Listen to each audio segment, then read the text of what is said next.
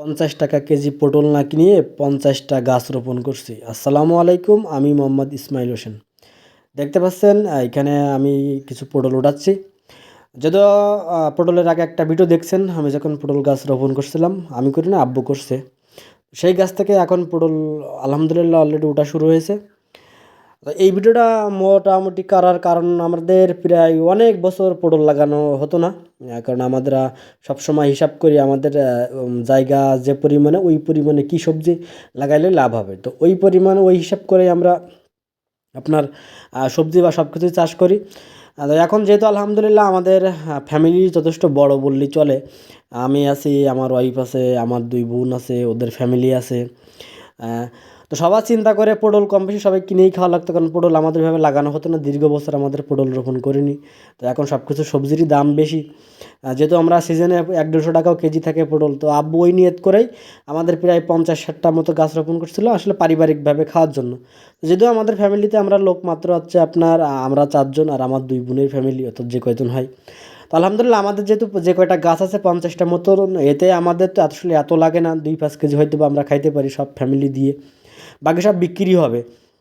তো এটা মূলত আপনার ক্যাপশন বলেন বা টাইটেল বলেন যে আপনার আছে আমি 50 টাকা কেজি দিয়ে পটল না কিনে 50টা গাছ রোপণ করছি।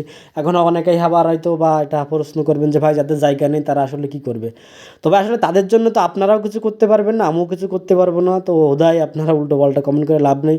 আর আমি সবসময় চেষ্টা করি পরিশ্রম করার, যেহেতু আমাদের আসলে চাইলে আমরা কিনেও খাইতে পারতাম, যেহেতু আগে কিনতাম, কিন্তু আমরা কখনো আব্বুও চাই নাই যে আমরা জায়গা থাকতে কোনো কিছু কিনে খাই, বা আমরা কিনে কি ভালো খাইতে পারবো, কি অর্গানিক খাইতে পারবো কিনা, সেটা একটা ব্যাপার থাকে। তো এখানে যেহেতু আমরা পারিবারিক চাহিদা মেটানোর জন্যই পটলটা করা। তো এরপরে আলহামদুলিল্লাহ আমাদের পারিবারিক চাহিদা মিটাও অনেক বিক্রিও করা যাবে। তো আমি আপনাদের বলবো যে আপনাদের যারা যে জায়গা আছে, আপনারা বিভিন্ন, বিশেষ করে এখন বাংলাদেশে যে দ্রব্যমূল্যের দাম বেশি, এটা আপনারা না সবাই আসলে এটার জন্য হিমশিম খাচ্ছে। বিশেষ করে যাদের জায়গা আছে তারা, আপনারা পড়াশোনা জানেন বা আপনারা জব করেন বা যাই হয়ে থাকেন, আপনাদের যদি জায়গা থাকে তো নিজে পরিশ্রম করেন, আমি রিকোয়েস্ট করব নিজে পরিশ্রম করে খান, তাহলে তৃপ্তি পাবেন।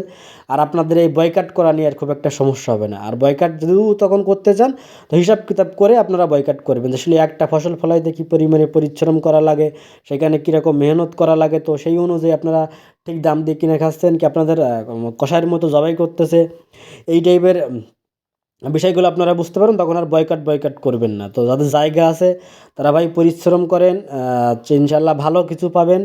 আর এরপরেও আবার অনেকেই বলবেন যে এত সহজ না ভাই, অনেক কষ্ট, এই সেই। আমি বলবো তাদের জন্য, ভাই কষ্ট ছাড়া দুনিয়াতে কোনো কিছুই হয় না। আপনি সহজে কি করতে পারেন আপনিই ভালো জানেন, হয়তো বা আপনি জুয়া খেলে প্রেসিডেন্ট হইতে পারেন, যদিও জুয়া খেলে মনে হয় না কেউ এখন পর্যন্ত সফলতা অর্জন করছে বা কিছু করছে। যাই হোক, কাজের কথা হচ্ছে আপনারা পরিশ্রমের বিকল্প কোনো কিছুও নেই, ঠিক আছে? পরিশ্রম আপনার সব কিছুতেই আছে, পরিশ্রম করা লাগবে।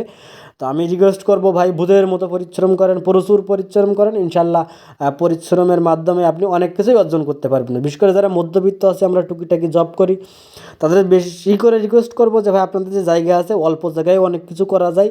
যদি আপনার চিন্তাধারা ওইরকম থাকে বা আপনার ওরকম আগ্রহ থাকে, চাইলে আপনারা ছাদ বাগানও করতে পারেন, চাইলে 5টা গাছ রোপণ করতে পারেন, 5টা পটল গাছ রোপণ করেও আপনার পারিবারিক চাহিদা আপনি 2-1 জনের মেটাইতে পারবেন। অর্থাৎ প্রতিদিনই তারা আপনি পটল খাবেন না, কিছু না কিছু খাবেন। তো আপনি ঘুরাই ফেরাই অনেক সবজি যখন করবেন, বা টুকিটাকি যাদের জায়গা আছে তারা করতে পারবেন, কারণ অলরেডি দেখতে পাচ্ছেন আমের মাত্র 2 হাত মাত্র জায়গা, আমার যেখানে পটল হচ্ছে এর সামনে কিন্তু 2 হাত জায়গা, এর ভিতরে কিন্তু পটল হচ্ছে।